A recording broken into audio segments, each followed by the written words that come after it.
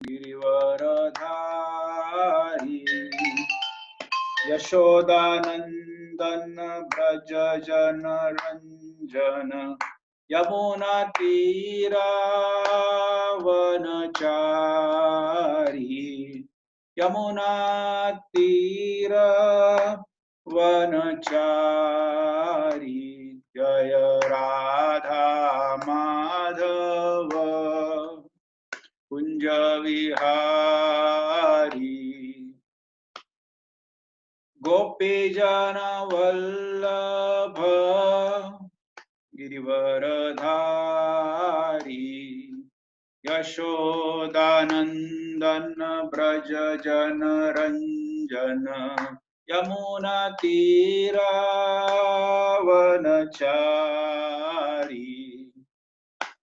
Hare Krishna Krishna Krishna Hare Hare Ram Ram Ram Hare Hare Hare Krishna Krishna Krishna Hare Hare Hare Ram Ram Ram Ram Hare Hare Hare Krishna Krishna Krishna Hare Hare Hare Ram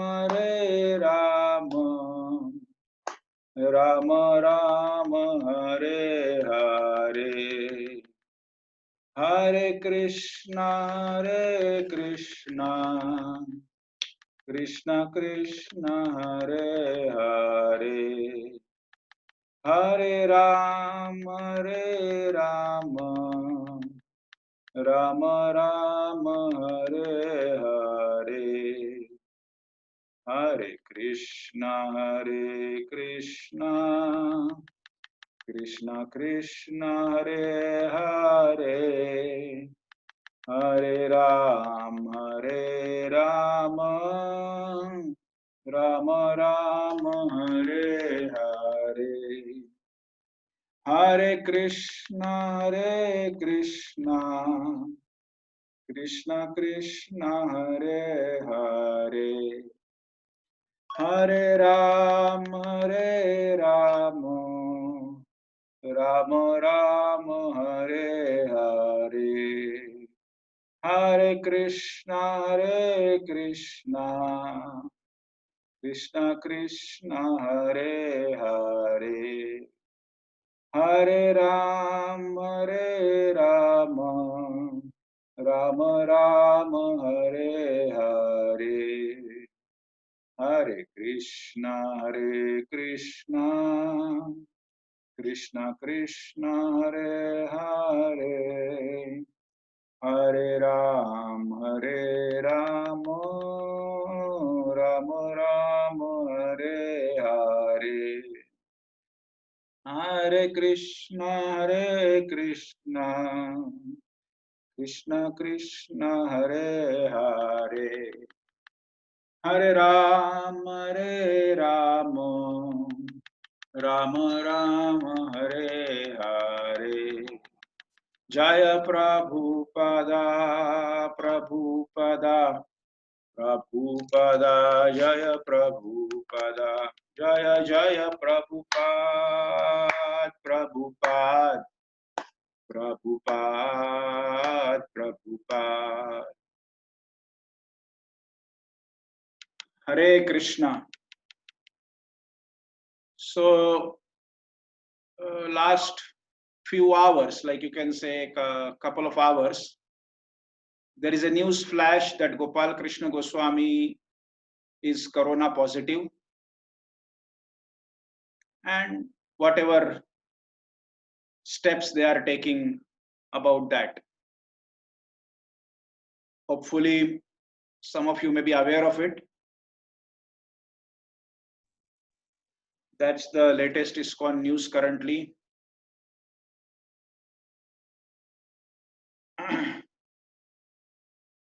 So today,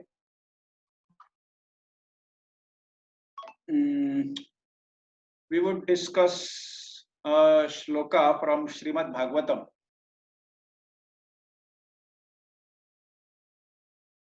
As you can see here,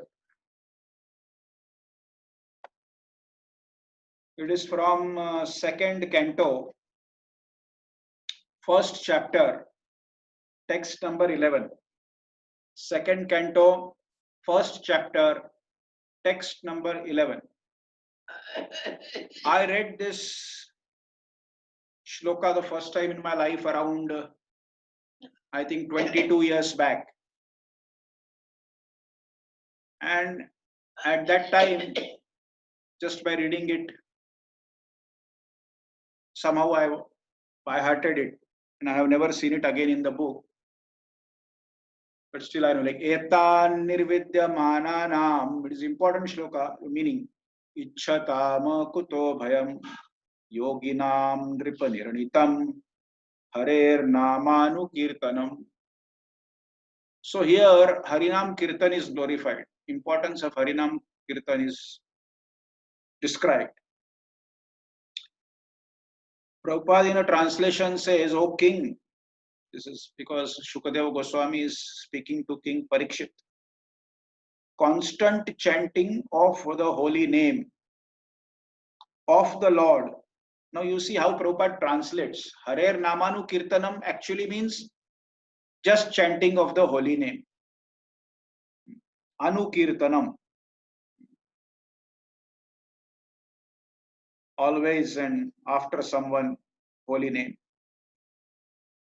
But Prabhupada, he knows the good artha. Saral artha is chanting of holy name. Bhav artha is okay. And good artha is constant chanting of the holy name. So actually there is no constant word here, but that is good artha. O king, constant chanting of the holy name of the Lord after the ways of the great authorities. Harer Nam Anukirtanam means you have to follow in the footsteps of great devotees, according to them, the way how they do it, not how I can do it, how they do it. After the ways of the great authorities is the doubtless and fearless way of success for all, including those who are free from all material desires, those who are desirous of all material enjoyment, and also those who are self-satisfied by dint of transcendental knowledge. So, this Harinam is a purificatory process for many. But once you are purified, purificatory process means you have some anarthas and you have some material desires. So here Shukadeva Goswami is saying, this is doubtless and fearless way of success for all. Those who are desirous of all material enjoyment. I want this, I want that. So many things. Money, car, a bungalow on the seashore, in Dubai, palm tree. So all those who have material desires, for them also, this Harinam Anukirtanam is a way of success. Those who are free from all material desires, for them also Harinam is doubtless and fearless way of success. And those who are self-satisfied by dint of transcendental knowledge, those who are self-realized, for them also. It is not that once you are self-realized, once you are pure devotee and once you reach Golok and you stop chanting of Krishna. No, Golok means constant chanting of Krishna. The only activity in Golok is all the time you are just thinking of Krishna. Even if he is there, he is not there, cooking, dancing, singing, flower collecting, milking cows, this, that, any time, all the time it is constant thinking and chanting of Krishna. That is Golok. So if you can come to that situation, constant chanting of Krishna's name or thinking about Krishna, yoginam api sarvesham madgater antaratmana. So constant chanting doesn't mean you have a japmala in your hand and you just chant. You don't go to toilet, you don't go to bathroom, you don't sleep, you don't eat, you don't cook. That is not called constant chanting of Krishna. Yoginam api sarvesham madgater antaratmana. Antaratmana means deep in his mind, deep in his heart, at the root of the heart. Yoginam api sarvesham madgater antaratmana. One who is thinking about me always deep in his heart and thoughts and mind. Externally, he may have to do so many things. So externally, it may appear that he is doing so many other things, but deep in his heart, at the root of the heart, if he is situated on my thoughts, that is constant chanting of the holy name. Yogi Namapi Sarvesham, he is the topmost yogi of all the yogis.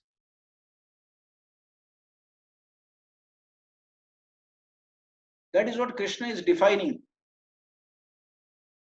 So externally it may appear that we are going to job, we are going to something, we are doing a job, and we are taking children to a park or a circus show.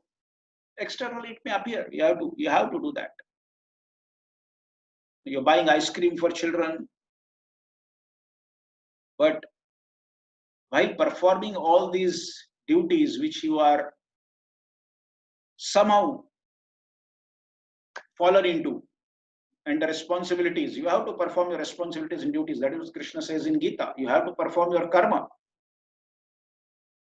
But at the same time, one who can fix his heart and thoughts on the deepest level, on the root level of heart and mind around Krishna and in Krishna, that is great, following the great authorities. Great authorities, one becomes a great authority when one can do this. So there will be so many turbulences. Like I heard Gaurang Prabhu's lecture, he said, he was telling in one of the lectures that one time in a flight, the pilot announced that the flight is entering into some turbulence and everyone has to fasten your seat belts and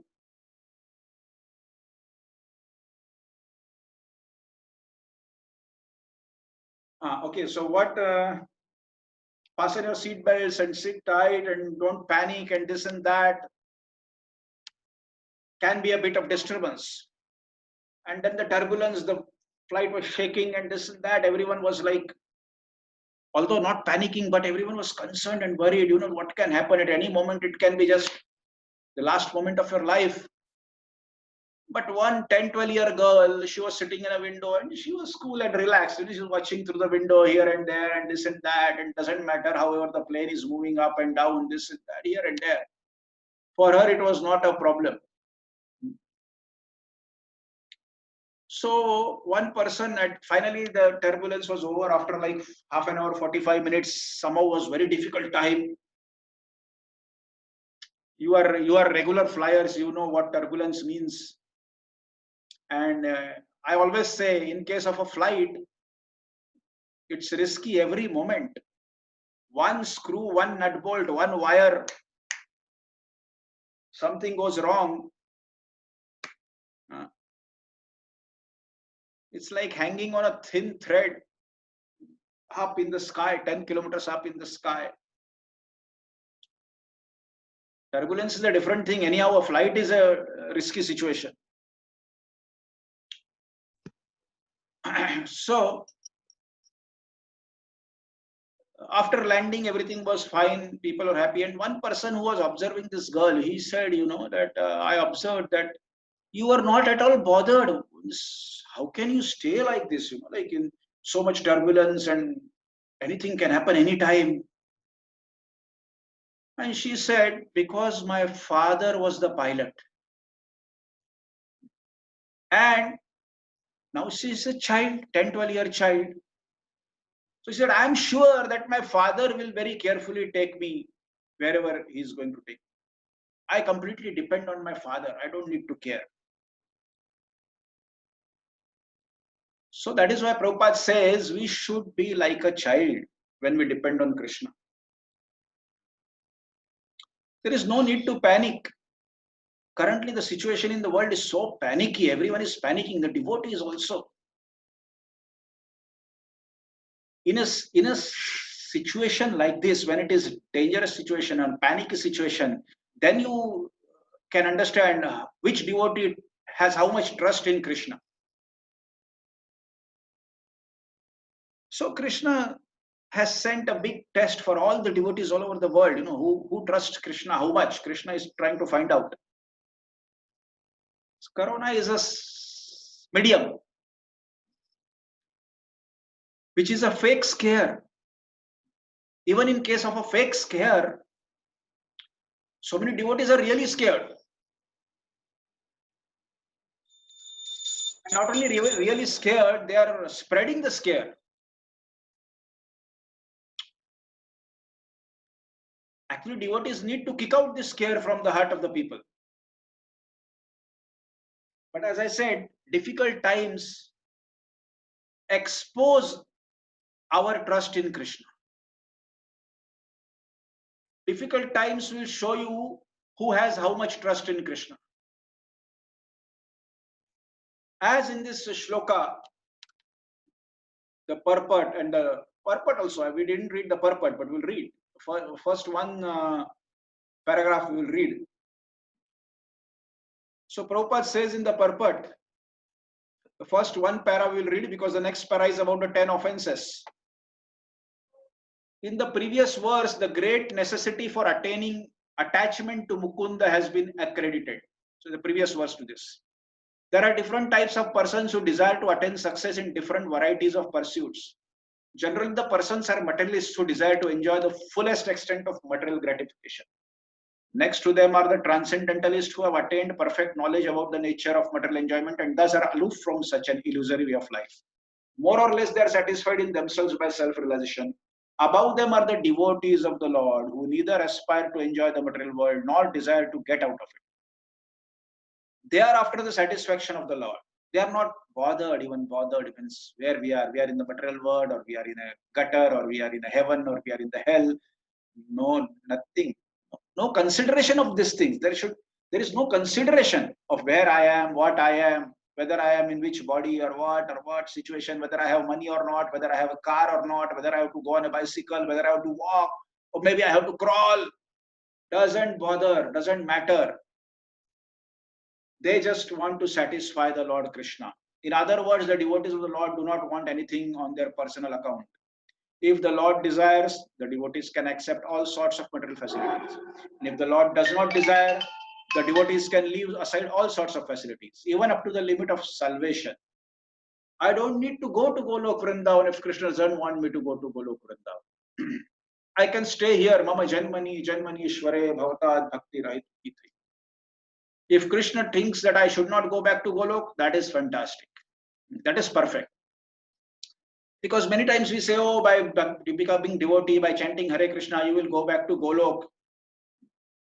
Not necessary. If Krishna thinks you are such a nice person doing preaching here, I want you to stay here in the material world for another 5,000 years. Birth after birth, please preach my glories. That is wonderful. Nor are they self-satisfied because they want the satisfaction of the Lord only. So, a devotee should never be satisfied in devotional service. Like when I was new, our leader, he used to say, oh, I went and reported to Maharaj that we did so much of book distribution and we did like this. And Maharaj was very happy. And I always used to tell him, no, Maharaj is not happy. Actually, Maharaj wants us to do more. He will just say, oh, nice, very nice. He'll give a smile and just to encourage you. But this is not enough. We should not stop. We have to do more. So, nor are they self-satisfied because they want the satisfaction of the Lord only. So to satisfy Krishna, they are completely unsatisfied because they are unable to satisfy Krishna completely. Because as much as you run to satisfy Krishna, it is never going to end. In this verse, Sri Shukadev Goswami, so anytime a devotee is satisfied, like if you are satisfied, oh, I am chanting nicely, I am doing nice seva, this, that, then you will be lax. Okay, I have done so many things, this, that, now I am satisfied in my devotional life, everything is fine. So, devotional life, devotional progress, this, that, one should always be unsatisfied of whatever you have achieved. And you should anchor for more service, more pleasing of Krishna, and like that. Shri Shukadev, what I can do more? Shri Sukadev, not what I did already. Don't think of what you already did. Don't count your credits. What you can do more.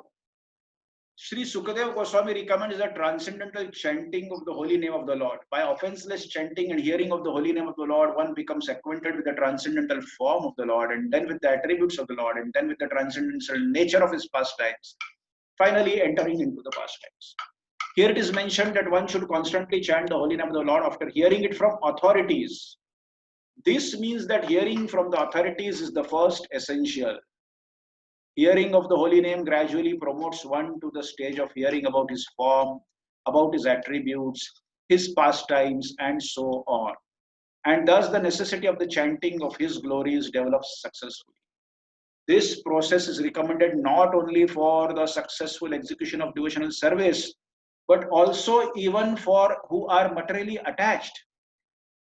According to Sri Sukadeva Goswami, this way of attaining success is an established fact, concluded not only by him but also by all other previous acharyas. Therefore, there is no need of further evidence. The process is recommended not only for the progressive students in different departments of ideological success, but also for those who are already successful in their achievement as fruitive workers, as philosophers, or as devotees of the Lord. So, chanting of the Harinam is a common syllabus for the students of kindergarten as well as students of PhD, as well as students of college and school. So, this is a common syllabus, chanting of the holy name of the Lord. Everyone has to do it, whatever situation, whatever stage, whatever circumstances you are. So, as I said, this is a common syllabus starting from kindergarten to school, high school, college, university, PhD, and even after completing the PhD. So, how much knowledge you gain, how much realizations you gain, how much purification you attain, even after that. Even as I said, Golok means constant chanting of Krishna's name. All the time, all the residents, inhabitants of Golok are Krishna conscious. They are just thinking of Krishna, nothing else. Not even for a single moment they forget Krishna. Every moment they are thinking how I can do more for Krishna, how I can do. They don't count what they did. What they did is gone. You don't contemplate on that. Oh, yesterday I did this. I did just now this. No. What I can do next? What is next? What is next? What is next? That is the uh, mood, or you can say the interest. That is the interest. That is the joy of devotional service. What I can do next? I also feel joy. When is next prasadam, and what is the menu for next prasadam? You see, when we discuss prasadam, we are so joyful. When will be the next? Just you wash your hands after lunch and you start discussing about dinner in the family. So what about dinner? Okay, now what? Okay, let's do that. And in between snacks, something snacks. Okay, and just as you finish all that, the dinner is finished. Okay, what is for breakfast? We are so eager, so interested in knowing about the next prasad. But what I can do next for Krishna? And we don't feel the same joy for chanting, like Hare Krishna, Hare Krishna. Oh, this round is finished. When will I chant the next round? When will be the next round? Oh, okay, immediately I can do it. Okay, Hare Krishna, Krishna. Oh, when next? When I can chant Krishna's name the next time? Okay, Hare Krishna, Hare Krishna. When will be next? We are not eager for that. We finish 16, we say, okay, bye tomorrow morning. Till then, goodbye, boss. So that is the difference. We don't have the eagerness and interest equally distributed in prasadam, in chanting, in hearing, in glories of in reading. And so currently our interest is concentrated only in prasadam. What is next? When is next?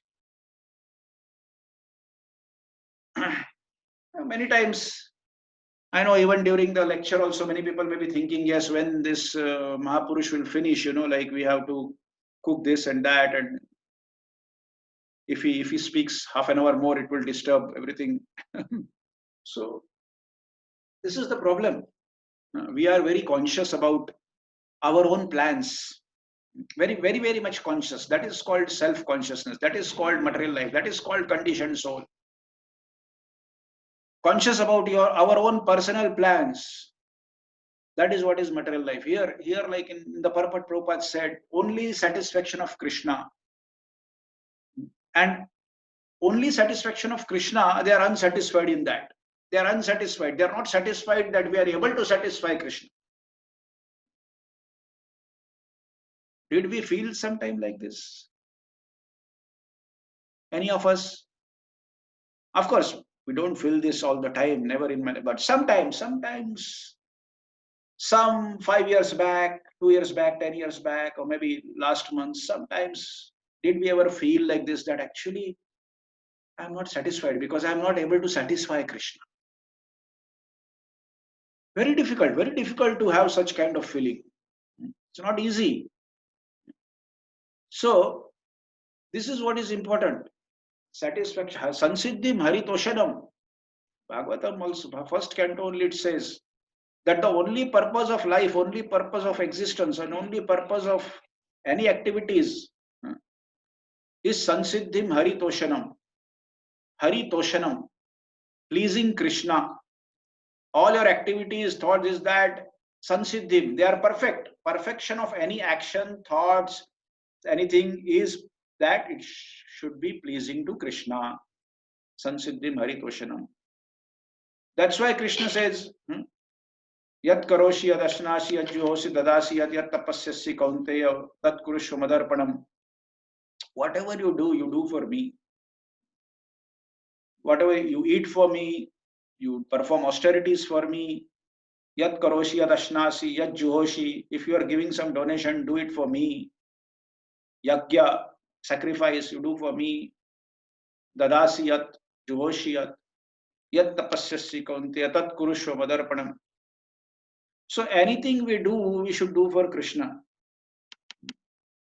Ultimately, the aim should be pleasing Krishna. So of course, when we please Krishna, we are also pleased and joyful. That is there. That will come by nature. But the intention should be to please Krishna, and in that way I will be pleased. The intention should not be to please myself. Not conscious about our own plans or our own programs. So when one can understand this, one will be fearless. Shukadeva Goswami in the Prabhupada, the Purport says, if you are completely dependent on Krishna, like the girl who was completely dependent on the father who was the pilot, and she was sure that my father is there, he will take me safely to the destination. Yes, there could have been a mishap because it is in the material world, the flight was in the material world. But Krishna is the Supreme Father. And when you are completely dependent on the Supreme Father, and you have trust on your Supreme Father that he will take you properly to your destination. We even don't know what our destination is. And the girl didn't know. So then there is no fear. There is no fear of any turbulence. There is no fear of any coronabulance. There is no fear. Actually, there is nothing to fear basically. Corona is basically useless. It's a fake created fear. But even if there is something really fearful, frightening, something very really frightening, then also there is nothing to fear. Like there's a joke, like a person asked another friend, like if you are in the forest and a lion comes in front of you, what will you do? He said, what will I do? What can I do? The lion will do whatever he wants to do. So basically we just change it. We say, oh, Krishna will do whatever he wants to do. What can I do? In front of you, like 10 lions surround you in a forest, what can you do? So Krishna will do whatever he wants to do. You might have seen wildlife videos when a buffalo is surrounded by 10 lions and all these things, what happens? So even in such a fearful situation, there is nothing to fear basically if you are completely dependent on Krishna. Devotees, they don't even fear Maya. Haridas Thakur, he was not afraid of Maya when she came. He was patient. He was completely dependent on Krishna. I said, okay, I will attend to your request. Please sit down.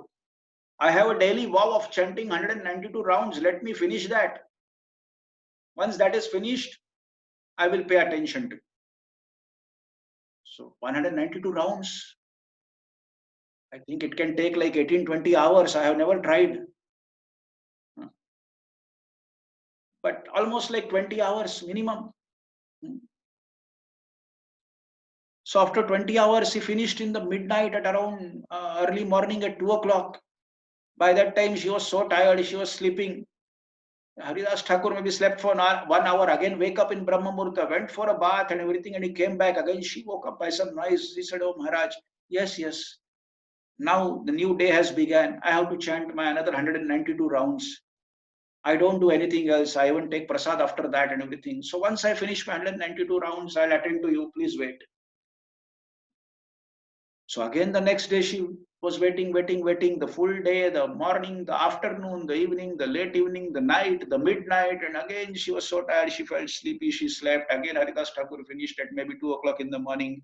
Again, he slept for 1 hour and he woke up. He went for bath, Mangalarti, this, that, and she woke up and said, Maharaj, what is this? I am waiting for you so long time. Yes, yes, yes. Now the new day has begun. I have to chant 192 rounds. When I finish this, I'll pay attention to you. I'll attend to you. Wait. I'll fulfill your desire. Don't worry. Just wait. He didn't reject her. He didn't say, no, I will not do it. You go. I will attend to you. I'll fulfill your desire. Again, the third day, and just because hearing from the mouth, like in the purport is said, Anukirtanam, one has to hear from a pure devotee, the Harinam. You have to chant, of course, you have to chant on your own, but you have to hear also from a pure devotee, which is why we have to hear from Prabhupada's Chapa, Prabhupada's Kirtan, like this, pure devotee.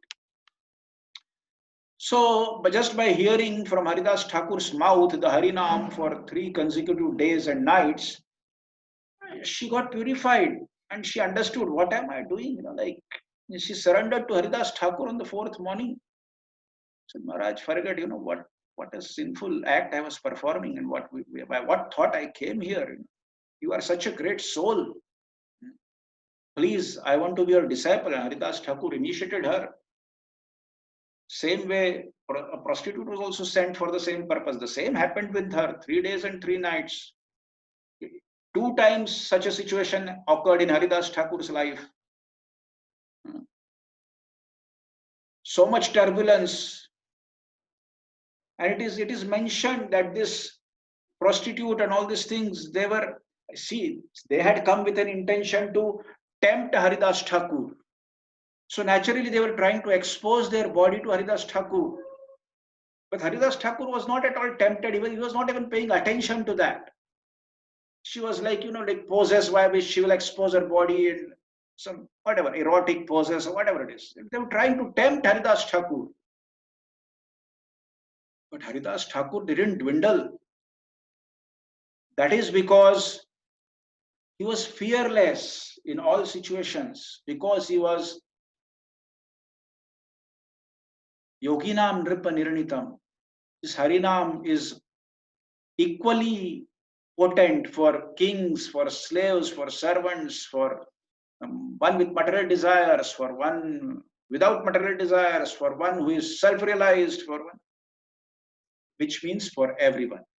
Whatever situation you are, whatever status you are, whatever spiritual level, whatever material desires, whatever position you are in this creation, doesn't matter. It is equally potent and beneficial for everyone.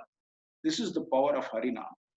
One time we read in a bhajan also, like Pavanam Pavanebhyopi, Mangalam Mangelobhyopi, Harir Namanu Kirtanam. So that is the power of Harinam. And specifically in Kali Yuga, that is the only powerful thing which can help anyone and everyone. That is why it is glorified everywhere. We had a bhajan session for like 4 or 5 lectures, and we see in most of the bhajans, Harinam is glorified. Bodo sukher khabar gaye, bodo sukher khabar gaye, surabhi kunjete, nama hat khule che, khoda nitay. Surabhi Kunja Nityanand Prabhu has opened a shop of Harinam. For what Harinam? Why should Nityanand Prabhu has opened a shop of Harinam? Because it is so powerful. It is said that when they were constructing the Ram Setu across Lanka, from Rameshwaram to Lanka, Ravan, along with his wife Mandodari. Now, Mandodari is one of the chaste women mentioned in the Sloka. Ahilya, Tara, Mandodari, Draupadi, Ahilya, Tara, Draupadi, Mandodari, Sita, Panchakanya, Smare Nityam. So, five exemplary chaste women. So, Mandodari, being a wife of a demon of Ravan, is a chaste, exemplary chaste wife. See, so it is not dependent, not dependent on who your husband is or who your wife is, what your children are doing, what your parents were. Everyone is personal. So Mandodari and Ravan were other side, on Lanka, on the sea beach, and they were watching what is happening there. And all these bridge building workers, the monkeys and the Nara, Vanara, whatever it is, they were throwing stones in the sea water, and they were floating. Now it is said that they were writing they would bring a stone, they would write Ram on the stone, and they would throw in the sea, and it would float. And Mandodari, as an last advice to Ravan, she said to Ravan that you see the power of Ram. Just by writing his name on the stone is floating, and they are making a bridge. Do you have that power? Can you write your name on a stone and throw on in the sea, and does it float? Check, so you will understand where you stand. So Ravan said, yes, I can also do that. So Ravan picked up the stone, wrote on it something, and threw in the sea, and it floated. Mandodari was shocked. She said, how can this stone float on the sea water? Did you write your name on it? So Ravan said, no. I wrote Ram on it. I know if I write my name, it is going to drown, sink into the bottom of the sea. So even Ravan, he was a Pandit. He was a Brahmin. He was from a Brahmin, highly qualified Brahmin family, a learned scholar of all the scriptures, a staunch devotee of Shiva. Everything he was. He was a king. He was a powerful person. But just self-planning and programming for self destroyed him. Finally, a lusty materialistic person with lusty and materialistic desires, he rises so high that finally he comes with a clash to the Supreme Personality of God. Because a materialistic lusty person is behind all the opulences, like wealth, fame, and beauty, and everything, and power. So he wants to increase them to the topmost level. So finally he comes in front of the Supreme Personality of Godhead. And that is where you are crushed. So, because you cannot compete with the Supreme Personality of Godhead in any aspect. You just have to Be submissive. If you understand, instead of competing with the topmost person, better be friend with the topmost person. Then you will get all facilities. By competing, you cannot. Competition here is okay. You can compete with someone, you can throw him back, and you can go in the front. But competing with Krishna is not like that. Krishna is eternally supreme. It is not that someday you will overthrow him, overpower him, and you will throw him out of Golok.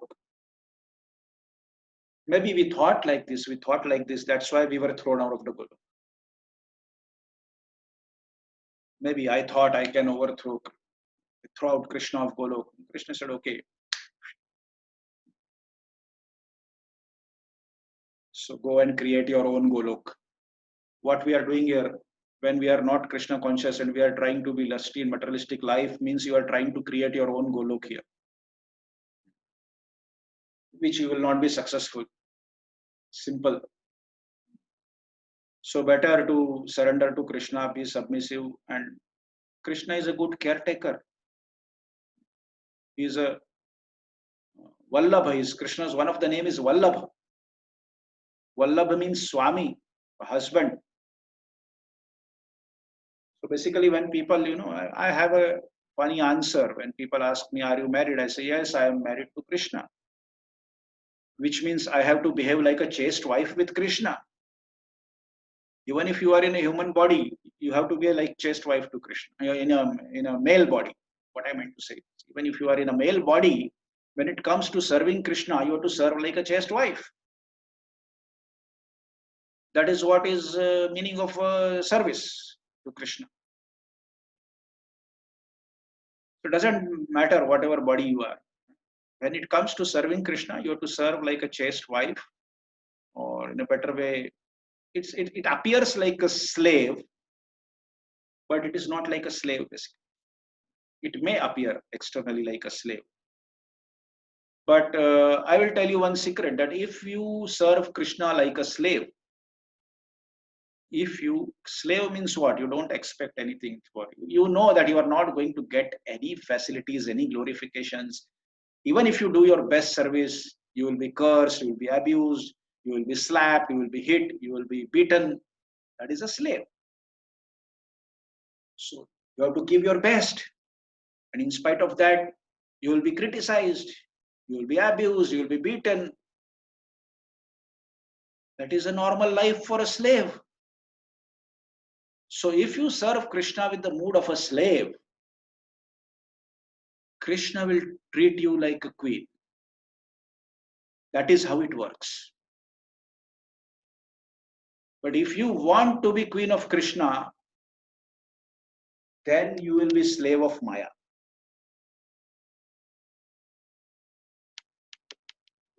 I hope you heard this sentence nicely. If you serve Krishna like a slave, means with a mood like a slave, Krishna will treat you like a queen. Of course, but that doesn't mean we serve Krishna in the mood of a slave so that Krishna will treat me like a queen. Because I want Krishna to treat me like a queen, I will serve Krishna with the mood of a slave. This is not service in the mood of a slave, basically. This thought is not mood of slave. So mood of slave means there will be beating, there will be abusing, there will be criticism, there will be everything. But still I have to perform my best, whatever I can do my best. So that is selfless service, without pride and without envy. Because if you expect something from Krishna and Krishna doesn't reciprocate even after you give your best to Krishna, then you will start developing grudges towards Krishna. And one day you will envy Krishna and you will leave Krishna. Oh, I did so many things for him, this, that. Krishna didn't do anything for me. On the other way around, he made a mess of my life and I had to go through so many difficulties. What is the use of all this? 20 years I did and nothing is changing. So when you are expecting something from Krishna, you are going to leave Krishna. You are not going to stay with Krishna. Remember that. Whenever you expect something out of some relationship, that relationship is going to break. it can be with Krishna also, same thing. So the main problem is expectations. We have to stop expecting and we have to just stop working according to Krishna's plan, put ourselves in Krishna's flow of Krishna's plan, and then it will be joyful. Then whatever happens to us, you will be even in the greatest dangers and greatest fearful situations. A devotee is joyful. He is not worried. He is not worried. He is not concerned. My Supreme Father Krishna will take care of me and take me to the destination properly. I don't need to worry. That is what it means by a mood of surrender and accepting shelter of Krishna. So I would like to stop here today. And anyone has any questions, we can discuss a question, one or two questions in five or whatever time. So anyone has any questions, you can unmute your mic. And if there is a question, you can please ask a question. Otherwise, we'll wind up for today. Thank you very much. Thank you. Some desires are always there. So how to overcome that type of desires? As I said, the best thing is to pray to Krishna to make us a humble servant, selfless servant, free from pride and envy. If we pray to Krishna, Krishna will crush our desires because it is Krishna's capacity to crush all our faults. Krishna says this. Krishna takes this responsibility on him, for us, if we are sincere. Like that is the meaning of Ananyas Chintayanto Mam Ye Jana Paryupasate Tesham Nityabhiyuktanam Yogakshemam Vahamyam. I will take perfect and proper care of anyone who is engaged in Ananyas Chintayanto Mam, who is always, what we say, Ananyas, without any deviations, always without any deviations, thinking of me. Krishna takes up the responsibility on him to properly and perfectly take care of such a person. So Krishna does it. We just have to follow what Krishna says. And yes, I know there will be desires. Like I also had desires. I should have a car, or I should have this, that, or like that. So Krishna gave a car. After some time, he took it back. Whatever it is. So that Krishna will do. It's not necessary that Krishna will give every time, but Krishna can give. If Krishna wants, Krishna can give. If Krishna wants, he will not give and destroy your desire for the car. And if Krishna wants, he will give you the car and keep the car with you for the lifetime. It is for Krishna to decide what is beneficial for us. Whatever is beneficial for us, Krishna will do. If we give authority to Krishna to do that, you have to authorize Krishna to do that. That, oh Krishna, please do whatever is best for me. And then Krishna will do that. You have to, as I said, it is like a, what you say, when, when you give authority to someone, to act on behalf of you, to complete some transaction. It is some document. It is called some document. I don't know in legal terms. Actually, I know because my father did it for my brother.